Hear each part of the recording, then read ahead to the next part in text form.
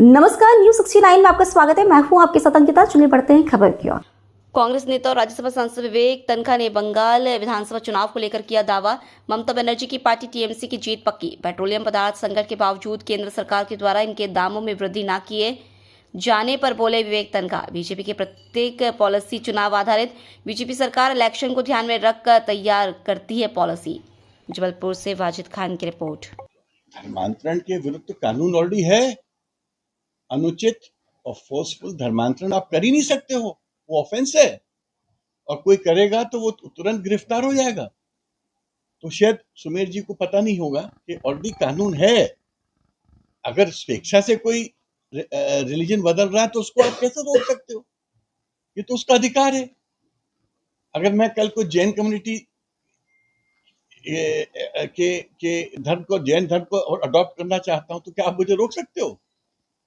या मैं सिख बनना चाहता हूं, मैं गोल्डन टेम्पल में मेरे का बहुत विश्वास है, मैं हर साल कोशिश करता हूं साल 2 साल में जाने की, मैं कड़ा पहनने लगूं, टर्बन पहनने लगूं, तो क्या आप हमको रोक सकते हो?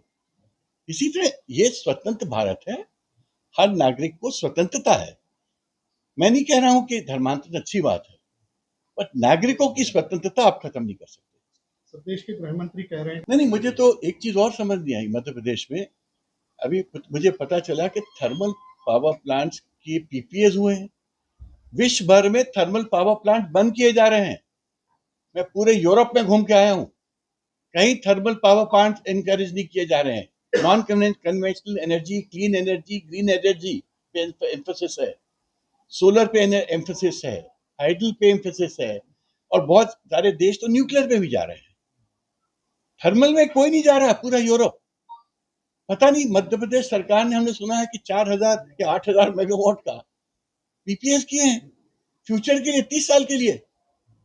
मुझे पता नहीं मध्य प्रदेश सरकार की क्या क्या नीति है, क्या सोच है, और ये सोच विश्व की सोच से मेल नहीं खाती है।